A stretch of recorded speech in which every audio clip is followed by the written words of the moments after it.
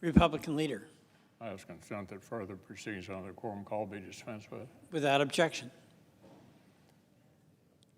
And well, Mr. President, I'm glad to welcome our colleagues back from the August work period. Spending time back in our states with the folks we represent isn't just part of our job. More than anything else, it's what allows us to be effective here in Washington. Now, one particular moment of my time back home has received its fair share of attention in the press over the past week.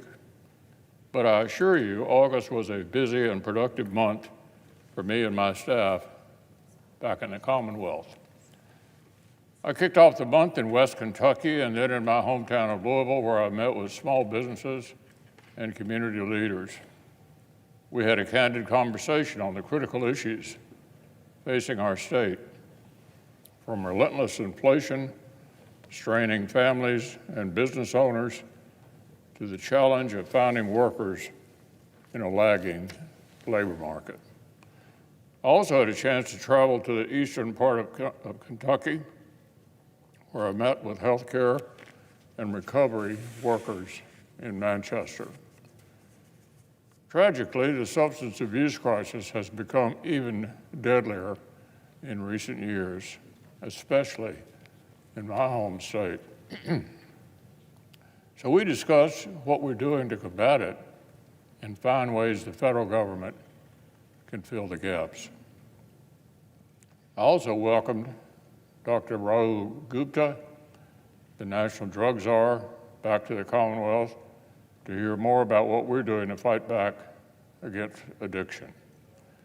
I look forward to continuing working with Dr. Gupta to make Kentucky a safe and healthier place.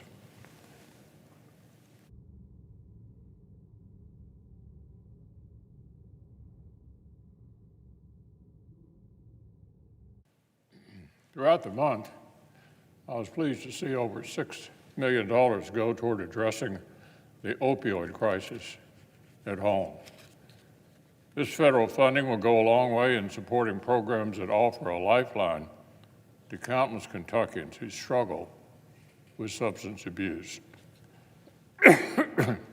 In Bowling Green, I met with community bankers to discuss what Senate Republicans are doing to put a check on the Biden administration's reckless spending and regulatory overreach. At the Kentucky State Fair, I had a chance to indulge in some of the best that the Bluegrass has to offer, like the Farm Bureau's famous ham breakfast.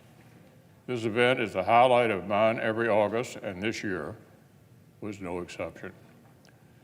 I met with farmers from across the state to discuss their priorities and concerns as Congress takes up the all-important Farm Bill. This input will be vital to our work here in the Senate in the months ahead. In northern Kentucky, I wrapped up the month with local business leaders to talk about some of our landmark infrastructure investments underway in the state, like overhauling the Brent Spence Bridge and revitalizing our river ports and railroads. From rural farm families to businesses of all sizes, every Kentuckian I met voiced the same message.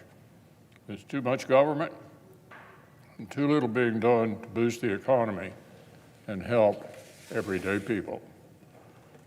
So as the Senate gets back to work in Washington, I'll keep these conversations and concerns in the forefront of my mind.